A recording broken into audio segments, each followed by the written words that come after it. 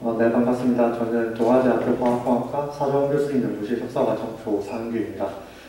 제 발표 주제는 기존 천연가스 배관에 수소와 천연가스를 혼입하여 이송하게 됐을 때 발생할 수 있는 유동안정성 위험 요소들에 대해서 얘기를 하고자 합니다. 수소 경제 활성화를 위해서 많은 분들께서 수소의 생산과 저장에 대해서는 이미 많은 연구를 진행해 주고 계십니다. 하지만 수소 활용의 전주기 과정을 생각해봤을 때 생산과 저장 또한 굉장히 중요하지만 수소를 효율적이고 안정적으로 이송하는 것 또한 굉장히 중요한 요소라고 얘기를 할 수 있습니다. 수소는 크게 압축과 액화 파이프라인을 이용한 이런 세 가지 방식으로 이송이 가능하며 압축과 액화 같은 경우에는 중단거리 이송에 굉장히 용이하고 현재 어느 정도 상용화되어 있는 기술입니다. 하지만 압축 같은 경우에는 수소의 저장 효율이 그렇게 좋지 못하며 액화 같은 경우에는 다시 기화하는 과정에서 많은 손실을 야기합니다. 그렇기 때문에 좀 장기적으로 생각했을 때 수소를 대용량 장거리를 이송하기 위해서는 이 파이프라인을 이용한 이송 방법이 반드시 개발이 되어야 합니다.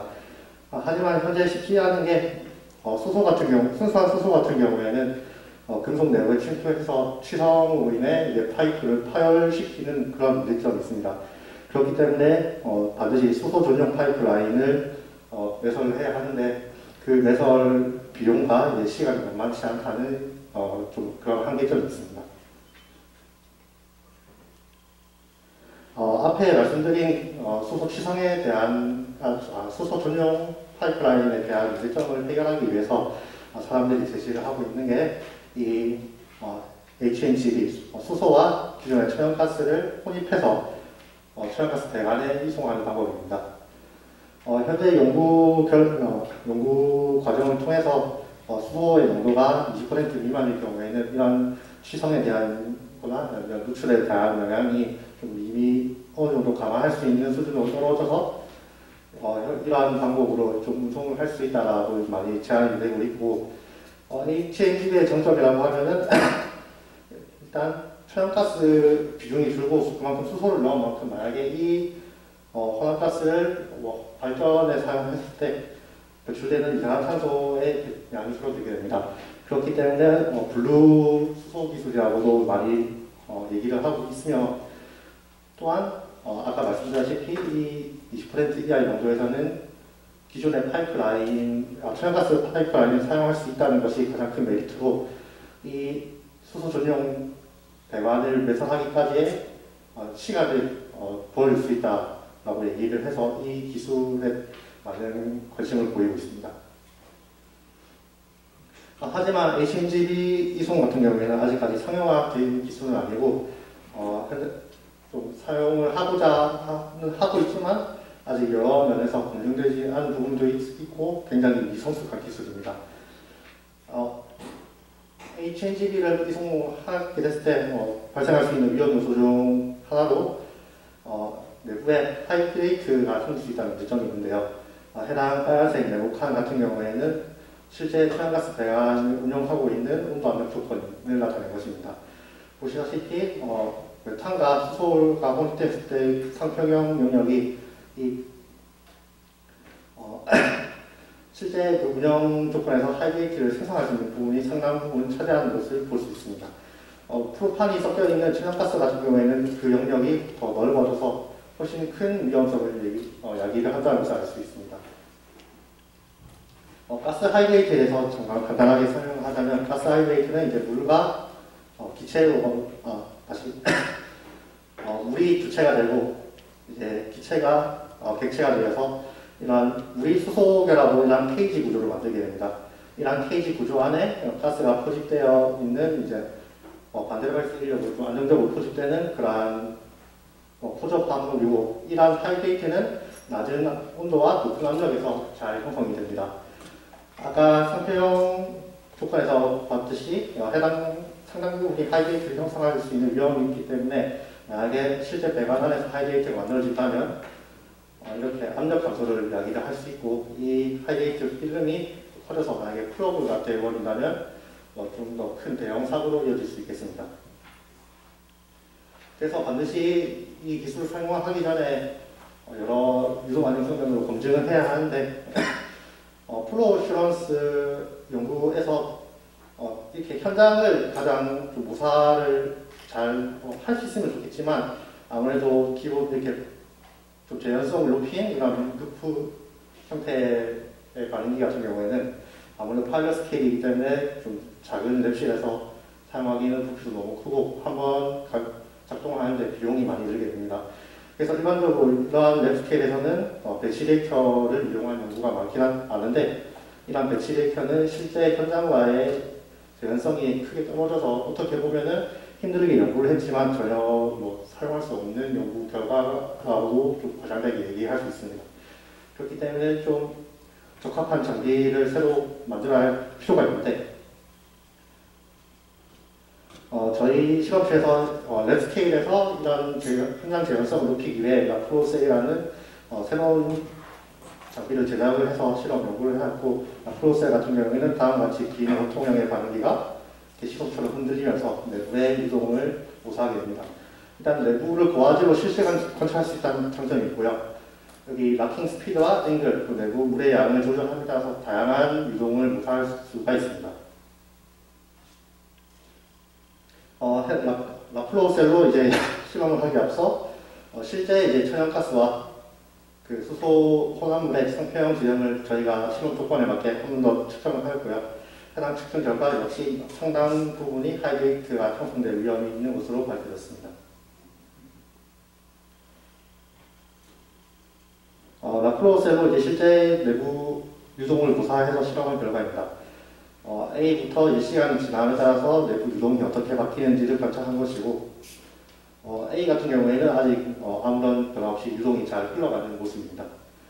그리고 B부터는 이제 하이드레이트가 형성되기 시작하는데 하이드레이트가 형성된과 동시에 빠르게 유동이 멈추고 이렇게 하이드레이트 베드가 깔리는 걸 볼 수 있습니다. 해당 영역에서 급격한 압력 강화가 이제 시작되기 시작하는데 파이프라인에서의 압력 강화는 결국 이송의 효율과 지관되기 때문에 경제성 부분에서 큰 타격을 줄 수 있는 부분입니다. 그래서 이러한 하이드레이트 형성 자체가 경제성을 저하시키는 문제점이 있고 시간이 좀 더 흘러서 다음과 같이 하이드레이트 베드로부터 이런 덴드라이트 형태의 하이드레이트가 자라나는 것을 볼 수 있습니다. 해당 하이드레이트는 헤드 부분이 점점 이제 자라게 되는데 이 부분이 기둥이 가질 수 있는 무게를 초과하게 되면 부러지게 됩니다. 이렇게 부러진 하이드레이트 같은 경우에는 내부에 꽤나 빠른 유속으로 유체가 흐르고 있기 때문에 그 유체와 함께 흘러가서 배관과 부딪히게 되면 배관 파손으로 이어지기 때문에 굉장히 큰 문제라고 이해할 수 있겠습니다.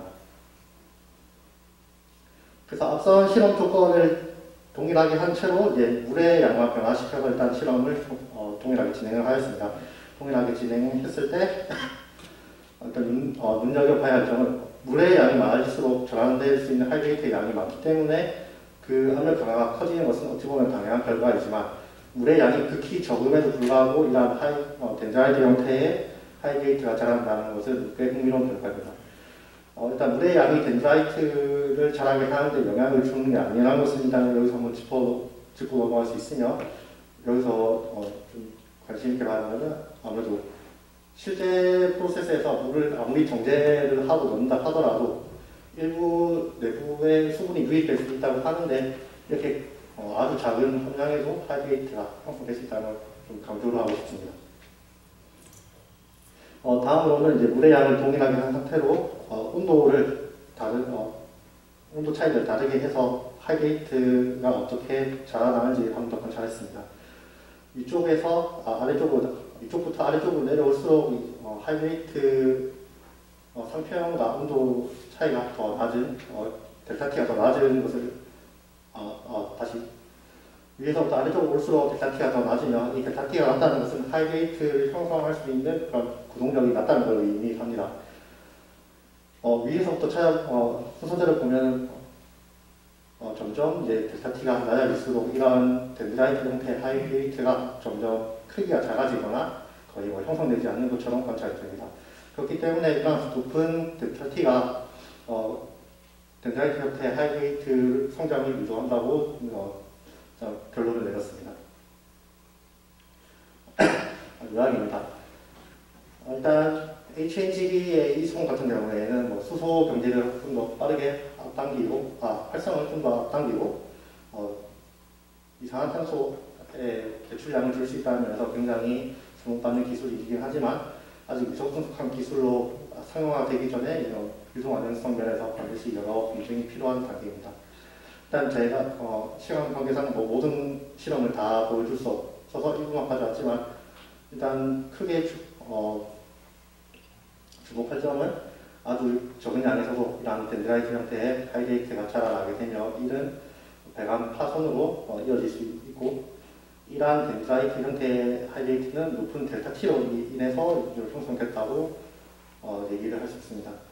최종적으로는 이제 뭐 내부 주입하는 피드가스의 조성이나 아니면 추가적인 이니비터를 이용해서 하이데이트 형성이 전혀 안 되는 조건을 만들 수 있다면 가장 좋은 상황이며 여러 변수를 도입해서 좀 이 HNGB를 안정적으로 이송을 할 수 있게끔 더 성숙한 기술로 발전시킨 것이 저희 실험실의 가장 목표가 되겠습니다. 해당 과제는 한국연구재단과 가스공사와 같이 협업해서 진행을 하였으며 저희 연구에 많은 도움을 주신 랩실 구성원들에게 감사 인사를 드리고 발표를 마치도록 하겠습니다. 감사합니다. 네, 좋은 발표 감사드립니다. 네, 질문 한 2개 정도 받을 수 있을 것 같습니다.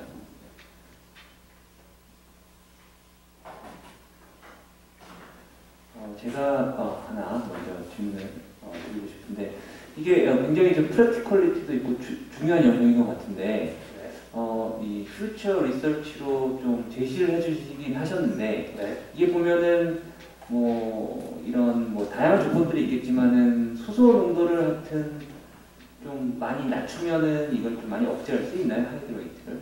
그 수소 농도랑 크게 상관이 없습니까? 아니 많이 좀 말씀하시면 됩니다. 수소 농도를 낮춤으로 해서 위험 요소를 좀 낮출 수 있긴 하지만 수소 양을 줄인다는 것 자체가 어떻게 보면 그 효율의 문제랑 직결되기 때문에 그 부분에 대해서는 그 리스크를 감안할 수 있을 정도의 효율이 나오는지 좀 그런 코스트적인 면에서 좀 계산을 하고 비교를 해봐야지 그 부분을 좀 명확하게 알 수 있을 것 같습니다. 그 경제성적으로 봤을 때는 20% 정도가 제일 지금 아무래도 수소 이송을 많이 넣으면 넣을수록 좋기 때문에 현재까지 20% 이상이 되면 다른 부정적인 영향이 더 크다고 좀 다들 그렇게 입모아서 얘기를 하고 있습니다. 네. 또 질문이 있으실까요? 네. 네. 예, 좋은 발표 감사합니다. 어쨌든 그 수소 이송의 목적으로 이제 메탄이랑 같이 넣어서 이송을 시키는데 결과적으로 수소를 사용하려고 한다면은 최종에서 메탄이랑 수소가 또 분리돼야 되는 공정이 필요할 것 같은데 그런 부분에 대해서는 경제성 분석에서 고려가 된 건가요? 아직 모든 면에서 경쟁성 분석이 된 건 아니지만 말씀하신 대로 수소를 활용을 하기 위해서는 수소와 천연가스를 분리할 필요가 있습니다. 하지만 아까 제시를 했던 게 저 HNGB 가스를 그대로 이제 발전 연료로 사용을 하게 됐을 경우 굳이 분리를 안 하더라도 이산화탄소 감소 목적과 동시에 뭐 기존의 천연가스만 태웠을 때와 또 비슷한 양의 에너지를 만들어낸다고 해서 그래서 이제 그 완전한 수소 전용 매설 배관을 만들기 전에 좀 어느 정도 시간을 걸 수 있는 그 중간 단계의 기술이라고 보시면 될 것 같습니다. 답변 감사드립니다.